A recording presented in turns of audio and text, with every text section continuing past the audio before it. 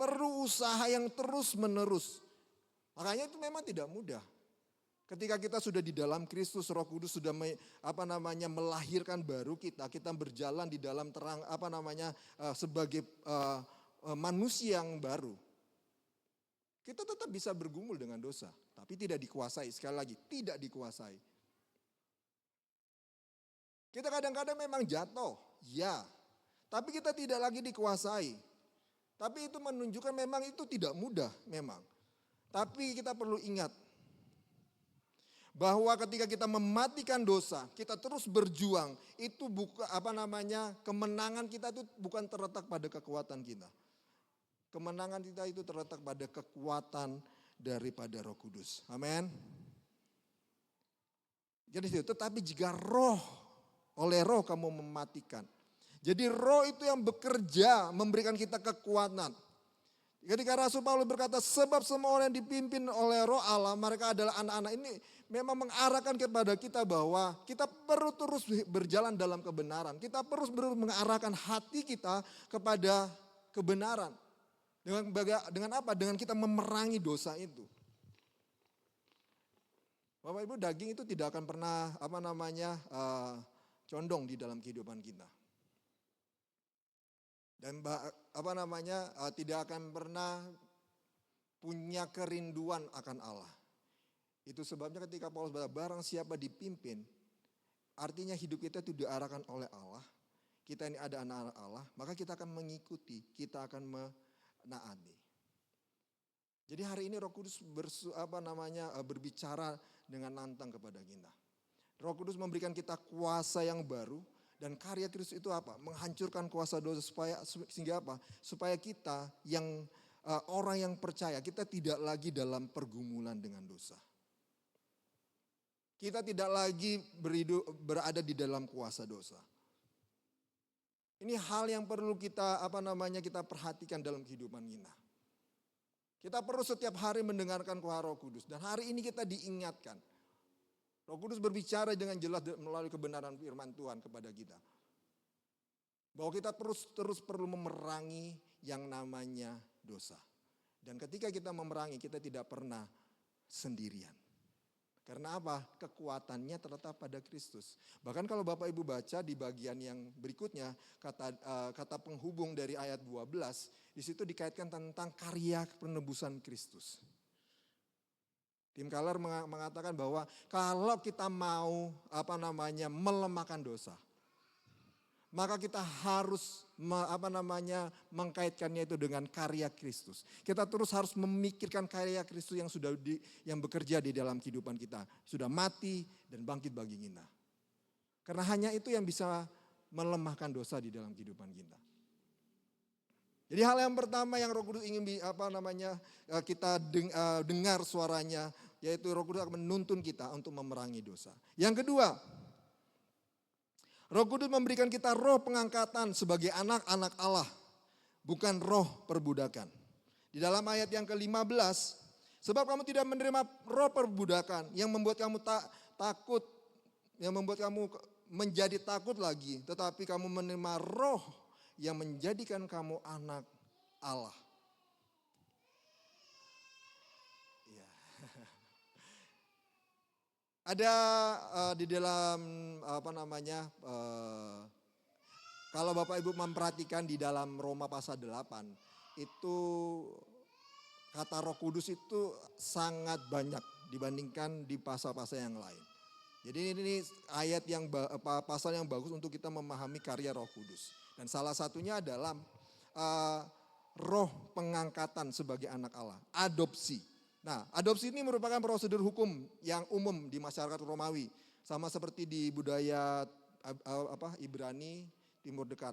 Jadi saat adopsi terjadi ada beberapa hal yang akan terjadi pada anak yang baru diadopsi. Yang pertama, segala hutang kewajiban hukum yang lama itu telah dibayarkan. Yang kedua, mendapatkan nama yang baru langsung menjadi pewaris dari semua kepemilikan ayahnya. Oke. Yang ketiga, saya selesaikan dulu. Ayah yang baru langsung bertanggung jawab atas semua tindakan, hutang, kejahatan. Dan yang terakhir, anak yang baru ini juga memiliki tanggung jawab untuk menghormati dan menyenangkan ayahnya. Jadi ada memang konsep adopsi di zaman Romawi dan ini dipakai oleh Paulus untuk memberikan penjelasan kepada kita tentang karya Roh Kudus yang mengangkat kita sebagai anak-anaknya. Nah, adopsi itu hanya dilakukan kepada keluarga yang tidak punya anak. Oke, makanya Bapak Ibu tadi ketika saya menjelaskan, gimana nanti anak-anak yang lain? Ya, itu hanya kepada yang tidak punya anak. Nah, gambaran adopsi ini memberikan penjelasan status kepada kita bahwa kita sebelum kita menjadi anak Allah, kita ini adalah anak-anak yang yatim. Kita ini adalah budak secara rohani, yatim secara rohani. Artinya kita ini tidak pernah secara alami menjadi anak-anak Allah.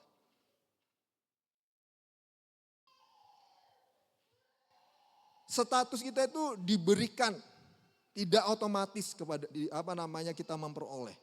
Jadi ini memberikan gambar adopsi ini memberikan kita penjelasan bahwa relasi kita dengan Allah itu sepenuhnya didasarkan pada apa? Pada tindakan Bapa. Kita tidak akan mendapatkan Bapa. Kita tidak akan pernah bisa bernegosiasi untuk mendapatkan orang tua, untuk menjadi anak-anak Allah. Tidak bisa. Karena memang itu tindakan hukum di pihaknya Bapa.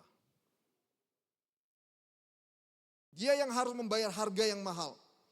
Jadi tidak ada seorang pun anak-anak Allah yang bisa, anak-anak yatim, anak-anak yang budak, itu bisa memperoleh status itu karena apa yang dia lakukan. Apa yang kita lakukan. Ini satu pembelajaran yang mengingatkan kepada kita. Ketika Roh Kudus memberikan kita roh pengangkatan sebagai anak-anak Allah, bukan roh perbudakan. Ini ada berita yang menggembirakan. Kenapa? Karena kita ini adalah orang-orang yang tertolak, tapi ada satu pribadi yang mau menerima kita. Ada satu pribadi yang mau mengangkat kita. Bahkan nanti kita akan lihat di ayat 17, kita itu menjadi ahli waris. Jadi ketika Paulus berkata, sebab kamu tidak menerima roh perbudakan yang membuat kamu menjadi takut, tetapi kamu telah menerima roh yang menjadikan kamu anak Allah. Jadi dia sedang memberikan hal yang sangat penting, bahwa hanya ada dua cara hidup sebagai orang Kristen, yaitu yang pertama sebagai budak atau sebagai anak. Memang kita sebagai ketika kita percaya kepada Kristus, kita telah dibenarkan, kita masih bisa berada dalam tanda kutip, dalam roh perbudakan. Itu terlihat jelas di dalam satu perumpamaan yang ini bisa menolong kita untuk memahaminya. Dalam perumpamaan anak yang hilang, Lukas 15 ayat 11 sampai 32. Di situ kan ada anak bungsu menolak keluarganya, dia pergi menghabiskan seluruh warisannya dan hidupnya menjadi kacau. Terus akhirnya yang terjadi apa? Dia sadar akan dosa-dosanya. Akhirnya dia memutuskan pulang. Makanya Preki Sombing ada sebuah lagu. Kembalilah anakku sayang, aku rindu kau pulang. Dia memutuskan untuk pulang, tetapi dia tidak mengharapkan dia itu masih layak disebut sebagai anaknya. Yang diharapkan apa? Di dalam Lukas pasal 15 ayat 19. Dia berharap dia itu dipekerjakan sebagai pelayan. Dan inilah mentalnya. Perhatikan. Seringkali kita itu kita itu merasa tidak layak menjadi Allah. Menjadi anak Allah. Akhirnya kita berharap, sudahlah Tuhan, seperti anak yang bungsu ini. Aku memang gak layak jadi anak. Sekarang aku mau jadi karyawanmu aja, pelayanmu aja. Saya akan bekerja baik, Allah akan memberikan saya upah. Allah akan menjawab doa saya, Allah akan memberikan berkat melindungi saya. Tetapi ketika saya bekerja buruk, dia bisa memecat saya. Ini roh perbudakan. Karena apa? Seorang anak Allah itu tidak pernah takut dipecat. Bahkan manusia biasa pun meski anaknya begitu bandel, dia bisa masih mengatakan, engkau tetap anakku. Meski perbuatannya begitu kacau, Orang tua masih bisa mengatakan, dia tetap anakku. Kenapa? Relasi kita dengan Bapa itu relasi kasih yang tak bersyarat. Bukan kinerja. Kalau kita taat, Allah berkati. Kalau kita nggak taat, Allah hukum. Itu relasi kinerja. Sedangkan relasi kita dengan Bapa itu adalah kasih tanpa syarat. Bukan berarti kita nggak boleh melakukan apa-apa. Tidak. Itu ada pembelajaran yang lain. Karena memang orang di dalam Kristus, orang yang menerima anugerah Allah, tidak mungkin dia akan bersenang-senang dalam dosa. Itu mustahil. Sangat mustahil. Jatuh iya, bersenang-senang enggak. Tapi yang pasti adalah ada jaminan bahwa kita ini tidak takut dipecat. Tidak ada lagi yang namanya ketakutan. Karena apa? Karena kita ini adalah anak Allah. Kita tidak lagi dikuasai oleh rasa takut. Ketika kita mengerjakan sesuatu, ketika kita berdosa, kita datang kepada Allah, maka Allah tetap akan menerima kita. Bukan karena kinerjanya kita, tapi karena kita adalah anak-anaknya. Dan sebagai ahli waris itu tidak bisa digagalkan, Bapak Ibu. Makanya kalau hypogres saya tidak pernah setuju. Kita sudah menerima dosa. Berbuat dosa aja pasti kita akan selamat. Orang yang dipenuhi orang yang menerima kasih karunia Allah. Orang yang Roh Kudus sudah bekerja di dalam hatinya supaya dia percaya kepada Kristus. Tidak mungkin mengatakan seperti itu. Tapi saya mau bilang, bukan berarti kita kebal dosa. Inilah jaminan keselamatan kita. Tidak ada yang perlu kita takutkan. Anak muda, mungkin kau hari ini takut. Aku kok belum punya pasangan ya. Yang cowok-cowok, aku gak punya pasangannya. Ini saya kasih tips. Tipsnya sederhana. Baca Mazmur 127 ayat 2. Ini berlaku untuk semua. Sia-sialah kamu bangun pagi-pagi dan duduk sampai jauh malam dan makan roti yang diperoleh dengan susah payah. Sebab ia memberikannya kepada yang dicintanya pada waktu tidur. Jadi kalau engkau hari ini belum punya jodoh, maka apa yang perlu dilakukan? Tidur. Tidur teman-teman. Jadi gak usah bingung, belum hari ini, temanku sudah jalan nih sama cowok atau sama cewek, aku belum. Sudah, firman Tuhan bilang tidur. Karena apa? Kalau engkau memang ditetapkan Allah mempunyai pasangan, engkau pasti ketemu pasangannya. Bukan saya bilang kita harus diam aja, enggak. Tapi gak usah khawatir, gak usah menjadi takut, gak usah menjadi jadi orang yang kehilangan arah. Kehidupan tanpa cinta rasanya seperti diisi sendiri. Tidur kok, tidur. Itu sebab kita tidak perlu takut ketika kita kenapa kita tidak perlu takut dalam menjalani kehidupan kita sebagai orang-orang percaya. Kenapa? Karena Roh Kudus itu hari ini mengingatkan kita berbicara dengan tegas bahwa dia memberikan roh pengangkatan kita sebagai anak-anak Allah. Roh adopsi dan roh itu tidak bisa digagalkan. Makanya sebagai anak-anaknya kita itu seringkali didisiplin sama Tuhan. Kalau kita nakal, kalau kita melawan kehendaknya. Bukan dibuang, kita didisiplin. Saya kan sudah sering mengatakan, kalau kita mengasihi Allah, rajin pelayanan, kasih Allah itu gak bertambah. Tapi pengenalan kita, pengalaman rohani kita sama Tuhan semakin bertumbuh. Kalau kita jatuh, ini dalam konteks kita adalah orang yang diselamatkan melalui karya Roh Kudus. Kalau kita jatuh, kasihnya gak berkurang. Tapi kita didisiplin, disentil. Kenapa kamu begini nak? Tak. Sakit. Tapi didisiplin. Kasih Allah bagaimana? Tetap 100%. Karena ketika Yesus mati di atas kayu salib. Dan dia bangkit. Dia sudah memberikan segalanya. Makanya seperti tadi saya bilang, ketika Roh Kudus berbicara, itu tidak mungkin memberikan wahyu yang baru. Kan orang tuh senang tuh kalau apalagi ada kesaksian berjalan ke neraka, ya kan? Ada salah satu pernyataan yang cukup menarik. Saya lupa, makanya saya tidak bisa menyebutkan namanya, tapi ada satu pernyataan gini. Oh, saya berjalan di neraka. Bapak Ibu, ada beberapa hamba Tuhan ya. Jadi saya tidak merujuk kepada satu pun, tapi ada sesuatu yang pernah saya dengar. Saya lupa siapa. Nah, ini yang menarik.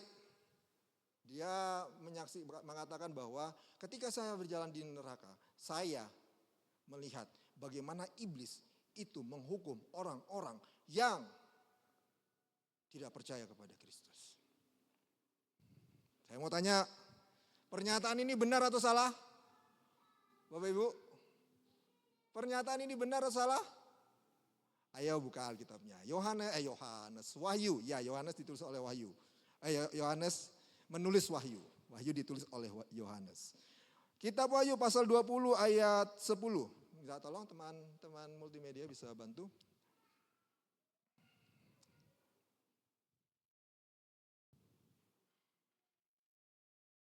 Dan iblis yang menyesatkan mereka dilemparkan ke dalam lautan api dan belerang, yaitu tempat binatang dan nabi palsu itu. Mereka disiksa. Siapa yang disiksa? Siapa? Nabi palsu, ya. Terus yang di atas siapa? Iblis. Disiksa siang malam sampai selama-lamanya. Makanya Bapak Ibu jangan terlalu euforia ketika ada orang mengatakan saya berjalan di neraka. Saya berjalan di surga. Bisa enggak Tuhan, Roh Kudus menyatakan peristiwa yang spektakuler seperti itu? Bisa. Sangat bisa. Karena kita enggak bisa membatasi. Tapi yang menyedihkannya adalah kalau itu bertentangan dengan firman Tuhan disampaikan di atas mimbar. Jadi Bapak Ibu, hari ini kita diingatkan ketika Roh Kudus itu berbicara, dia mengangkat kita sebagai anak-anaknya. Memberikan kepastian sehingga kita itu tidak perlu takut dalam menjalani kehidupan ini. Bahkan dia memberikan kita tuh rasa aman di dalam kehidupan kita. Di rasa yang belum pernah ada ya.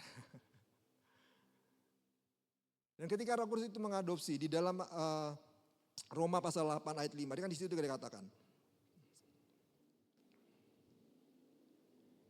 Roma pasal 8 ayat 15. Sebab kamu tidak menerima roh perbudakan yang membuat kamu jadi takut lagi, tetapi kamu telah menerima roh yang menjadikan kamu anak-anak Allah. Oleh roh itu kita berseru, ya Aba, ya Bapa. Jadi Roh Kudus itu bukan sekedar memastikan kita itu tidak aman di dalam kehidupan kita. Walaupun banyak hal terjadi di dalam kehidupan kita. Hari ini banyak peristiwa-peristiwa yang terjadi dalam kehidupan kita. Bukan hanya masalah di tengah-tengah dunia ini aja. Beberapa waktu ini saya melihat ada beberapa hamba Tuhan, yang melakukan klarifikasi tentang pernyataan-pernyataannya. Kadang-kadang kalau melihat kayak gitu, kita tuh menjadi, kalau Bapak, saya nggak tahu ya, saya tuh menjadi takut, menjadi khawatir. Kenapa? Karena ketika hamba Tuhan menyampaikan sesuatu dan itu di-share-kan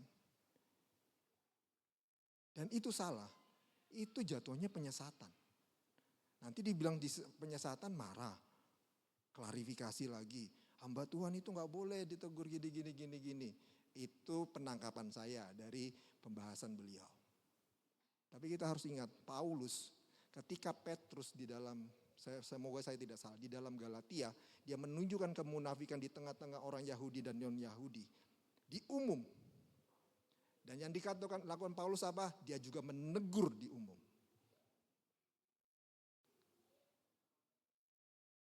Jadi kalau kami hamba Tuhan salah dan kami menyampaikan di depan umum, jangan pernah marah. Ketika kita ditegur juga di depan umum. Saya masih ingat ketika saya di Malang, waktu itu saya masih ingat itu doa 10 hari, saya membahas satu doktrin yang seharusnya saya tidak bahas di kalangan Pentakosta. Saya langsung, Bapak Ibu saya langsung di depan gitu, di depan mimbar beliau, saya sangat menghormati dia. Saya tidak tahu ya, itu memang pekerjaan Roh Kudus. Saya nggak ada sakit hatinya, saya nggak ada, cuma saya langsung ketika dia datang, oke Samuel, saya lanjutkan khotbahnya. Saya masih ingat itu. Terus besoknya dia panggil Samuel, datang kepada saya. Samuel, kamu tahu kenapa kamu saya hentikan kemarin? Ya Pak, saya mohon maaf, saya salah. Jadi kamu bisa mengerti ya, saya setuju dengan pemahamanmu, penafsiranmu saya setuju, kita sependapat. Tapi kamu harus tahu, kamu ada di mana. Kamu harus tahu kamu ada di mana. Kalau kamu menyampaikannya di atas mimbar, saya akan tegur. Tapi kalau kamu berdiskusi, silakan. Bukan di atas mimbar. Dan itulah cara Roh Kudus bekerja. Seharusnya ketika kami salah, kami ditegur. Saya bukan menyampaikan sesat Bapak Ibu. Saya hanya menyampaikan yang memang karena di beberapa doktrin kita ini ada yang berbeda. Bahkan di dalam kalangan Pentakosta pun bicara tentang bahasa roh aja itu agak beda. Tapi saya diingatkan, kamu di sini harus tahu nih, oh lingkarannya ini. Ya sudah, jangan dibahas. Dan itu benar-benar satu peristiwa yang tidak pernah saya lupakan. Tapi satu peristiwa yang juga yang saya melihat, kalau Roh Kudus betul bekerja ketika kita ditegur. Seharusnya kita tidak pernah sakit hati. Dan saya tidak pernah terganggu sama beliau, enggak. Dan dia selalu jadi panutan saya dan juga istri saya. Sampai istri saya itu mau sekolah Alkitab gara-gara beliau. Hanya karena satu mata kuliah yang diajarkan. Yaitu homiletika. Karena memang beliau kalau berkhotbah itu wah, saudara. Nah, kalau saya masih belum bisa Bapak Ibu ya. Oke.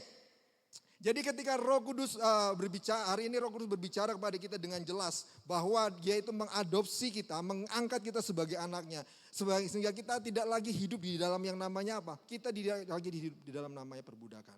Kita tidak lagi hidup di dalam rasa takut. Kita tidak lagi hidup kita menjalani hidup dengan rasa aman. Karena kita tahu ketika kita melangkah, ketika kita gagal, Roh Kudus akan menolong kita, Roh Kudus akan memperbaharui kita, Roh Kudus akan menghajar kita supaya apa? Kita kembali ke jalannya. Bahkan kita tidak perlu dalam tanda kutip tidak perlu melakukan apa-apa. Ketika kita melakukan sesuatu bukan supaya dosa kita ditebus, bukan. Tapi itu bentuk ungkapan syukur kita. Karena kita ini sudah berhutang besar kepada Roh Kudus. Kita sudah berhutang besar kepada Yesus. Seharusnya hutang ini. Jadi Allah itu gak pernah ya Bapak Ibu berhutang sama kita. Jadi ada kata Amsal, ya itu juga harus diperhatikan. Kalau kita melakukan sesuatu Allah berhutang sama kita. Tidak. Kita yang berhutang kepada Allah. Karena kita berhutang seharusnya kita hidup dengan ucapan syukur di hadapannya. Kita hidup terus memerangi dosa. Dan yang terakhir. Di dalam ayat 17 dikatakan, dan jika kita adalah anak-anak, kita juga adalah ahli waris. Maksudnya roh yang berhak menerima janji-janji Allah, yang menerima bersama-sama dengan Kristus. Dan jika kita menderita bersama-sama dengan kita, bersama-sama dengan Dia, supaya kita juga dipermuliakan bersama-sama dengan Dia. Ketika kita adalah orang yang hidup dipimpin oleh roh, maka kita adalah anak-anak Allah. Itu sebabnya ketika roh menuntun kita, memimpin kita, hari ini roh juga mengingatkan kita, berbicara dengan jelas kepada kita bahwa kita ini adalah ahli waris. Jadi bayangkan Bapak Ibu ya, mungkin kalau Bapak Ibu melihat konteksnya untuk hari ini, itu enggak wow. Karena memang konteksnya bukan hari ini. Konteksnya itu akan datang. Menjadi ahli waris, menikmati janji-janji Allah. Itu akan begitu indah. Ketika kita tahu bahwa yang paling berharga dalam hidup kita itu hanya Yesus. Ketika kita ini terus menantikan kehidupan kekal itu. Makanya saya mendorong Bapak Ibu untuk terus minta Roh Kudus setiap hari berbicara, menegur, mengubah kehidupan hati kita. Supaya apa? Hati kita ini condong pada kekekalan. Bukan pada apa yang ada hari ini. Bukan berarti kita hopeless ya, sudahlah aku gak ada hidupku begini-gini ya. Bukan. Itu bukan juga cara kerja Roh Kudus. Tapi karena kita tahu bahwa ada keindahan yang lebih besar di sana. Yaitu apa? Bersama dengan Kristus. Kurang menarik ya? Ya itu apa? Bersama dengan Kristus. Coba saya bilang, kalau hari ini engkau di dalam roh, menerima Roh Kudus di dalam kehidupanmu, engkau akan diberkati 100 kali lipat. Amin. Aminnya ya. Oke. Bukan berarti saya mengatakan bahwa Tuhan itu kita menolak berkat Allah secara duniawi, tidak. Tapi kita harus melihat hari ini. Di dalam firman Tuhan itu dengan jelas memang bentuknya bukan hari ini, kekinian, tapi akan datang. Kita akan memiliki warisan seperti anak kandung. Nah, tapi Bapak Ibu Saudara, perhatikan baik-baik. Jaminan itu hanya diberikan ketika kita memiliki kesatuan dalam Kristus. Dalam hal apa? Di dalam bagian terakhir, jika kita menderita bersama-sama dengan Dia. Supaya apa? Supaya ketika kita menderita, kita dipermuliakan bersama-sama dengan Dia. Ketika Yesus datang ke dunia ini, maka kita tahu bahwa tidak ada yang sesuatu yang bisa membuat kita itu berbahagia ketika Dia tetap bertahan di atas kayu salib. Karena kalau Dia tidak bertahan, kita tidak akan ada apa-apanya Bapak Ibu. Itu sebabnya ketika kita jadi ahli waris, jadi jangan mau berkatnya aja. Ingat, hari ini kita diingatkan, kalau mau terima jadi ahli waris, kita harus bersatu dengan Kristus. Dalam hal apa? Penderitaannya. Artinya apa? Kita hidup di dunia ini pasti memang tidak mudah. Itu sebabnya kita dipanggil untuk apa? Untuk tidak kompromi dalam menjalani kehidupan ini. Gak apa-apalah sesekali. Tidak bisa kita sebagai orang percaya seperti itu. Memang tidak mudah. Sakit kan kalau seperti itu ketika orang lain berjalan, mereka melakukan pelanggaran, kita lihat, terus kita ini sudah berusaha benar, tapi kita tetap salah. Sakit nggak? Sakit nggak Bapak Ibu? Iyalah, sakitnya tuh di sini, ya kan? Sakit. Tapi panggilan kita bukan mengkompromikannya. Panggilan kita tetap setia. Ketika anak-anak muda engkau sekolah, engkau kuliah, engkau mengerjakan tugas-tugasmu, kerjakanlah dengan jujur. Hari ini memang sangat mudah kok. Makanya Bapak Ibu kalau hari ini kita bilang, aduh kok bingung ya ayat Alkitab, gampang. Tadi saya mencoba yang jokes tidur tadi, saya cuma ketik di mana ayat yang mengatakan Allah akan memberkati kita waktu tidur. Terus keluar, ceret. Langsung mode AI, kalau kita klik mode AI-nya langsung itu ada penjelasannya. Sekarang banyak hal yang bisa kita kerjakan. Tapi anak-anak muda hati-hati. ChatGPT itu menolong kita. Tapi bukan menjadi bagian pembelajaran. Kita tetap perlu yang namanya literasi. Literasi. ChatGPT akan semakin canggih, AI akan semakin canggih. Tapi yang tidak pernah ada di dalam AI ChatGPT adalah rasa. Seorang mungkin bisa buat seni yang begitu luar biasa melalui ChatGPT. Tapi untuk mendapatkan rasa itu hanya bisa diberikan seseorang kepada karya itu. Bukan ChatGPT. Rasa itu hanya bisa kita yang berikan. Jadi walaupun ada kecanggihan yang membuat kita mungkin, aduh gimana nih nanti kalau semua pekerjaan berubah jadi robot. Tenang, ada hal dalam hidup kita yang tidak pernah bisa dimiliki oleh kayak teknologi, yaitu rasa. Walaupun di dalam film-film itu kadang-kadang ada yang mengerikan ya, ada robot dia bisa merasakan. Nah, akhirnya berkembang, akhirnya manusia. Saya yakin ya itu enggak akan terjadi. Kalaupun akan terjadi, pasti banyak hal dalam kehidupan kita masih lebih baik daripada teknologi. Jadi hari ini Roh Kudus mengingatkan kita. Roh Kudus berbicara dengan jelas di dalam kehidupan kita melalui Roma pasal 8 ayat 14 sampai ayat 17. Di mana bahwa ketika kita dipimpin oleh Roh Kudus, maka Roh Kudus itu akan menuntun kita untuk kita memerangi dosa.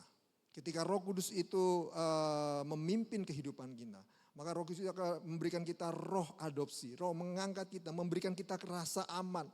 Karena kita tahu kita ini adalah ahli warisnya.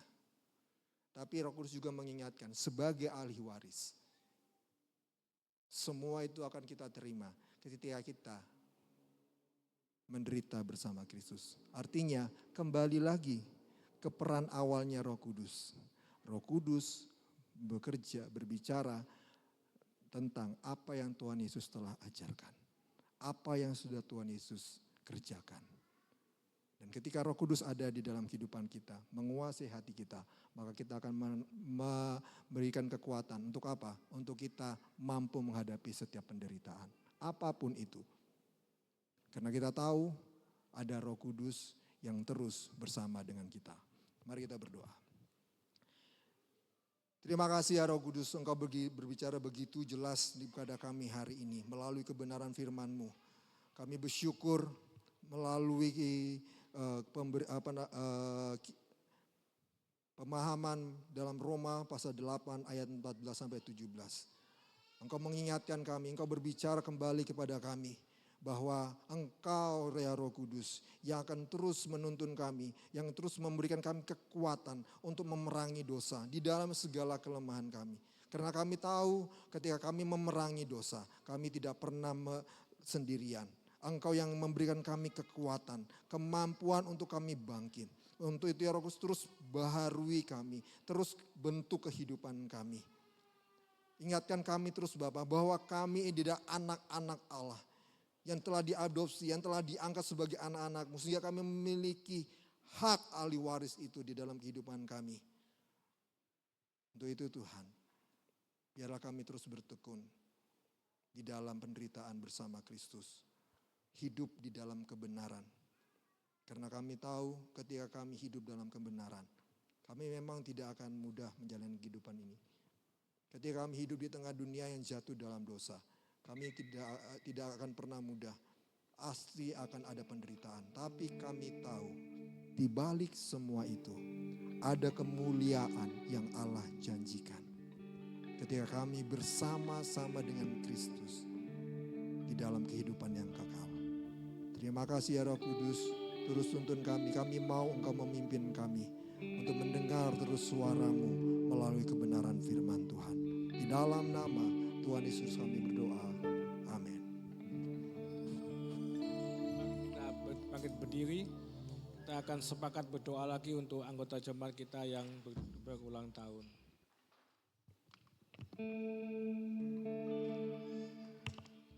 Sehati berdoa memberkati untuk ulang tahun jemaat-Mu, berkati ulang tahun Saudari Tabita Trivena Madon, Ibu Gowanjan, Ibu Dewi Kristina, Saudara Megi Kalapadang, Saudara Tias Lady.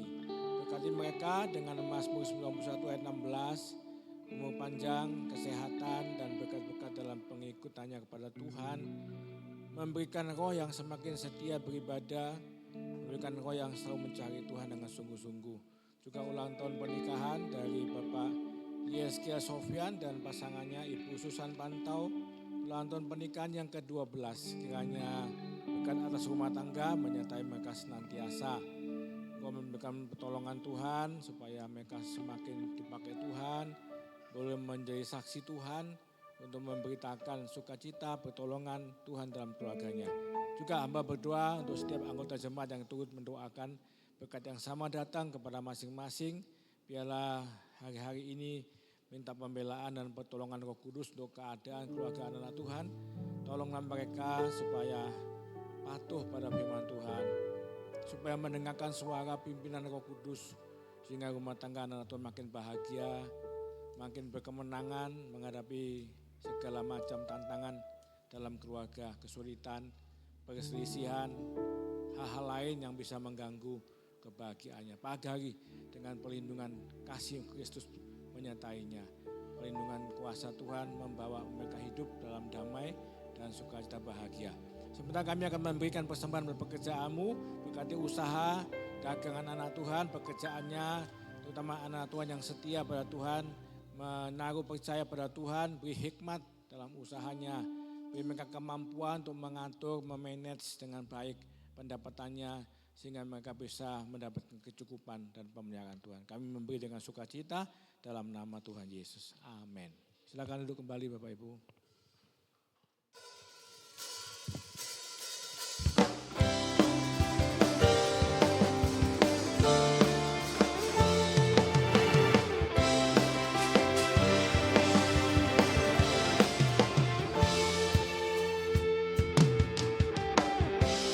Tuhanku maha besar, Tuhanku maha kuasa, Raja segala raja.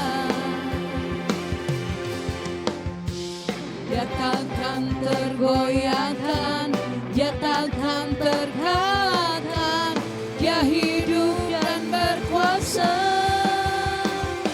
Serukan namanya, Yesus Tuhan Raja, segala kuasa tunduk dalam namanya.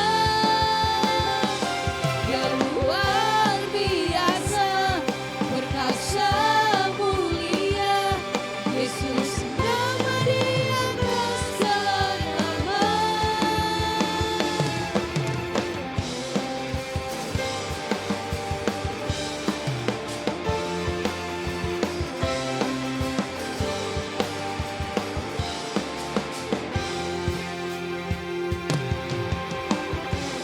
Tuhanku maha besar, mari jemaat Tuhan kita bangkit berdiri. Maha kuasa, Raja segala raja. Dia takkan tergoyahkan, dia takkan tergoyahkan, dia takkan terkalahkan, dia hidup dan berkuasa. Serukan namanya, Yesus Tuhan Raja, segala kuasa tunduk. Dia luar biasa, perkasa mulia, Yesus nama di atas segala nama. Yesus nama di atas segala nama. Yesus nama di atas segala nama.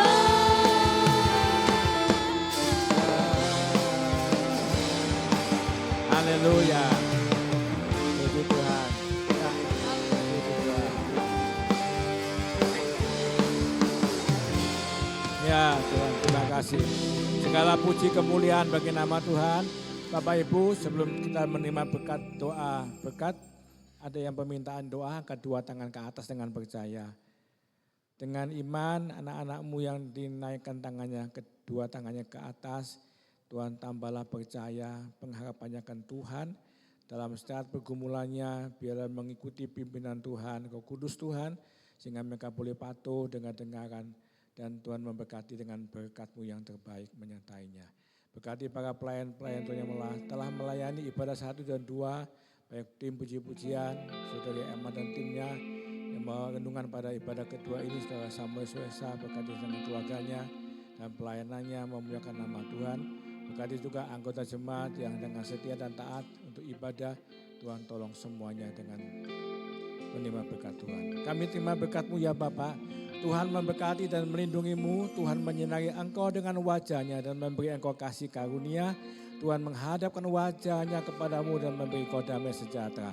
Di dalam nama Bapa, Putra dan Roh Kudus, kiranya segala berkat yang terbaik dari Bapa melimpah atas hidup kita semuanya. Bapa kami yang ada di dalam surga, dikuduskanlah nama-Mu, datanglah kerajaan-Mu, jadilah kehendak-Mu di bumi seperti di surga.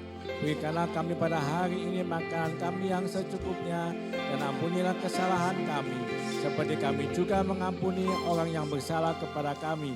Dan janganlah membawa kami ke dalam pencobaan, tetapi lepaskanlah kami daripada yang jahat, karena Engkaulah yang punya kerajaan dan kuasa dan kemuliaan sampai selama-lamanya. Bapa, Terima kasih Bapa, terima kasih Bapa di dalam surga. Tuhan terima kasih.